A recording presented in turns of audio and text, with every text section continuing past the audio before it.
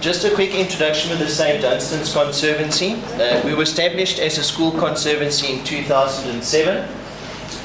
As you see, we're size-wise a very small conservancy, only 30 hectares. What the conservancy is, the conservancy consists of basically 3 schools: the preschool, the prep school and college, aging from children aged 4 right up to matric. The executive of the conservancy is mainly made up of parents, then a few teachers, as well as the children within the school, both from the prep side and from college. The main focus of the school is obviously education, because we don't have many wildlife if you exclude the children. And there's not much diversity in such a small area. What we do from a point of view of education, every week the school sends out a newsletter. We actually have a column dedicated to the conservancy where we discuss various items. At the end of each term, the school also has what they refer to as a brag sheet. That brag sheet is basically what the school has done during that term. The Conservancy have managed that we actually get, and it's literally within the first 2 pages of the brag sheet, that we get a dedicated section of it. The annual magazine also, after the rector's report, after the chaplain's report, Conservancy report. So that's also within the first 2 pages of the annual magazine. Also at the start of each year, each school has an information evening. And in that information evening, it's just basically discuss what the school's all about, how the school works. We also give presentations on the Conservancy, what we do and how parents or the children can get involved. This year what we did, we had, with Earth Hour, we got people to sponsor candles, and that was sold through the entire school for fundraising. Then general education within the school. What we did is we started off with the cleaners and the maintenance people, saying to them, right, at this school we want to start waste separation. What do they need to do and how do they go about it? Also each year the school holds what we call an amazing race, or a fete type of thing. And this year, or last year, we actually managed to raise 10,000 Rand for the Northwest Parks counter-poaching unit.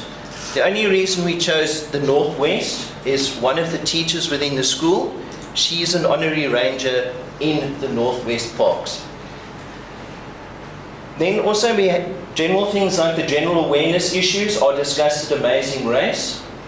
And we asked parents, teachers and pupils to sign an anti-litter pledge. I think we got over 650 anti-litter pledges signed.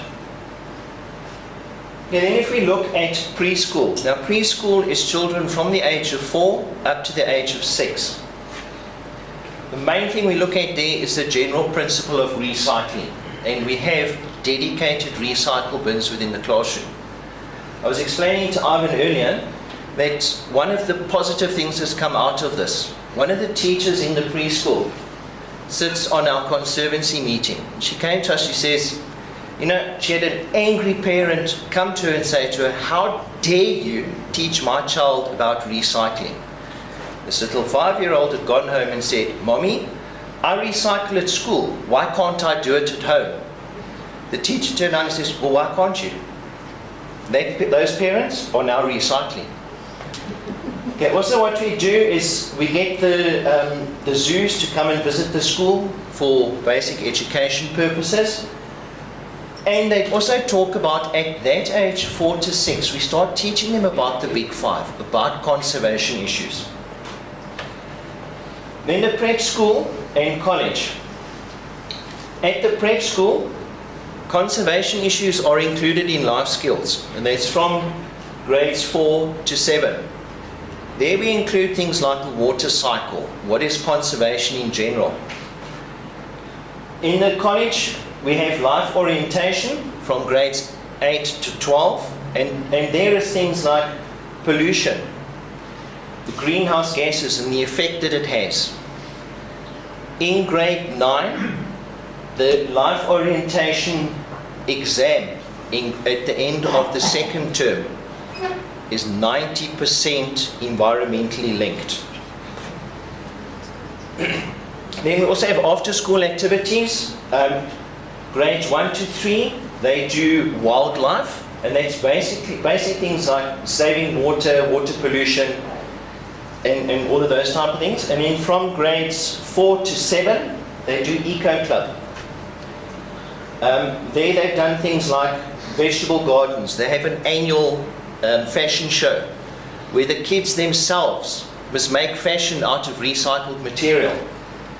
The children themselves have also been asked to write poems or posters on conservation issues. Then next to the school is a big open felt area, and we try at least once a year, once from the prep school, one from the college, to go into cleanup. This is the prep school's vegetable garden that's been established. The school's motto is I serve. And what we do with this vegetable garden, any proceeds that come out of this vegetable garden get donated either to an old age home or to an orphanage. Here's just an example of the fashion show. That is a bag this young girl had made totally out of recyclable material. So it's actually amazing to sit with the children and see how their imagination can work. Those are cleanups of areas. Then at the college, this is grades 8 to 12. The college was one of the initial Generation Earth Council schools, established about 3 years ago. Generation Earth, they've done cleanups. We've had an owl project. There's the owls that have just recently been released in the area. And then we also went to an education trust out in Springs to go and have a look at the bird ringing project. And let the kids do bird ringing themselves. Let them see what it is. Let them release the birds. Those are the cleanups. And anybody who knows the area, that's the Lindweg Hospital is in the background. There's the bird ringing project. What was amazing at this bird ringing, it's amazing to see how many children are petrified of birds.